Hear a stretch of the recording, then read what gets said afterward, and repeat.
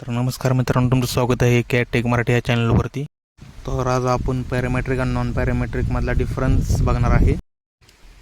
तर तुम्हाला दिसत असेल स्क्रीनवर पॅरामेट्रिक आणि नॉन पॅरामेट्रिकमधला डिफरन्स काय आहे. तर नॉन पॅरामेट्रिकमधला डिफरन्स म्हटलं तर once the dimension are the set for a part or design it can not be changed letter.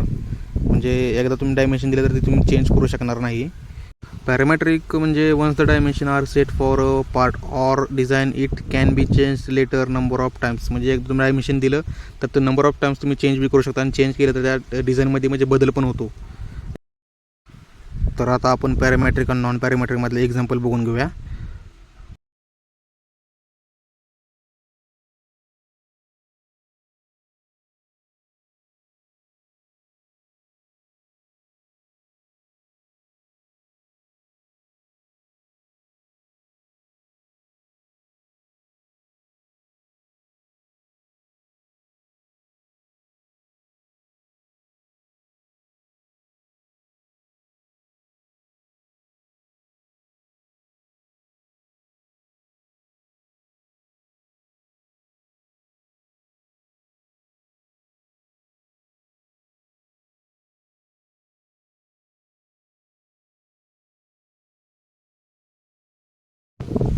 तर हे आहे पॅरामेट्रिकचं एक्झाम्पल.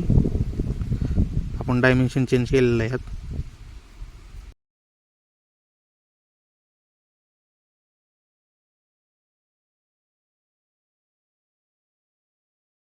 आता आपण नॉन पॅरामेट्रिकचे एक्झाम्पल बघून घेऊया.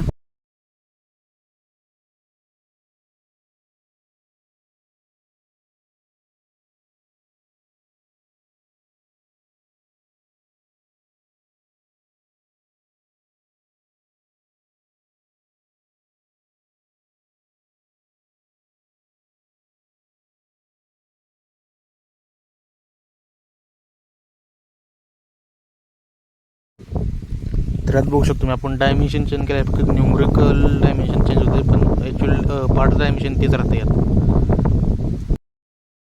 पॅरामेट्रिक आणि नॉन पॅरामेट्रिक म्हणजे जास्त काय बदल नाही. पॅरामेट्रिक सॉफ्टवेअर म्हणजे असं सॉफ्टवेअर जिथं तुम्ही डायमेन्शन ठरवता आणि त्यावर डिझाईन तयार होतं.